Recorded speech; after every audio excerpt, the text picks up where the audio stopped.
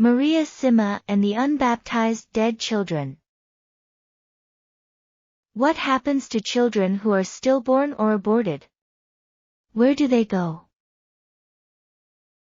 The souls in purgatory tell me that they do not go to heaven, but since they are innocent, they do not go to purgatory either. They go to a place that is in the middle. It can be called limbo or children's heaven. The word limbo comes from limbus, which is the space between the printed area of a page and the edge of the paper. The souls of the children who are there do not know that there is anything better. They do not know that they are not in heaven, and we have a responsibility to get them there. Something that will not cost us much because they never had the opportunity to sin. We can do it with a ceremony of baptism of the unborn or with a requiem mass.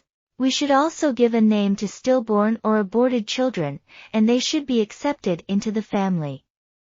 Thus they enter the book of life. I met a nurse who worked in a hospital in Vienna who always baptized stillborn and aborted children in the hospital. He did it twice a day, in the morning for those who had died during the night, and at night for those who had died during the day. When the hour of his death came, he exclaimed, "Oh, here come all the children, so many children." The priest next to him replied, "Surely you have baptized so many. Now they come to help you."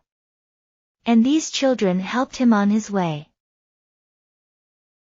Father Angel Pena says something similar in one of his books. A few years ago a nun died in a convent in Germany. When she was dying, her face lit up and, looking into the distance, in wonder, she exclaimed, "Oh, so many black children, so many black children. They are looking for me to take me to heaven." The other sisters, who witnessed the event, saw nothing, but later recalled that the old woman had the habit of pouring holy water every night before bedtime to the black children of Africa to baptize them. Now these baptized children had come from afar to seek their benefactor. If a woman admits that her abortion was a great sin, what should she do to be sure that Jesus has erased it?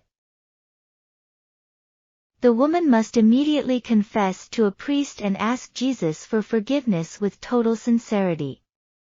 Then he must do a deep and heartfelt penance to feel again in true peace.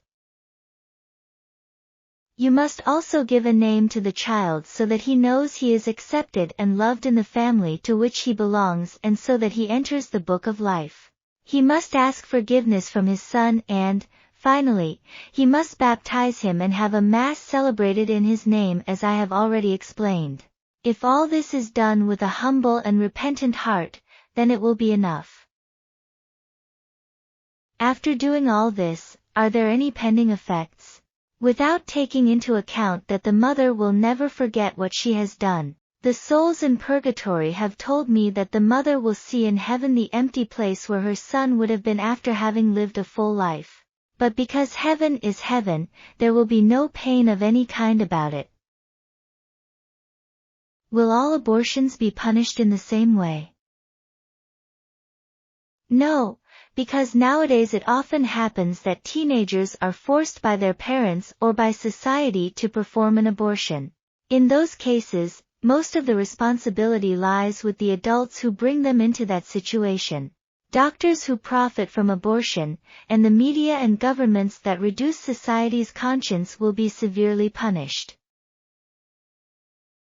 Also the medical and cosmetic industries that use derivatives of the fetus to develop other products will discover the enormity of their sins.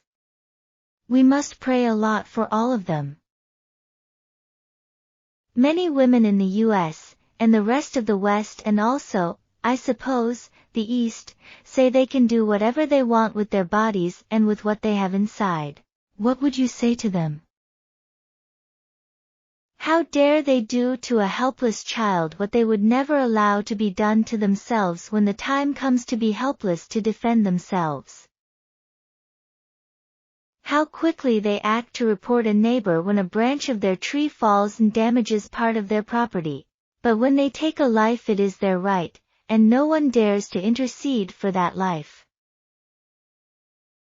They are very poor people who need our daily prayer to free themselves from their selfishness, arrogance and confusion.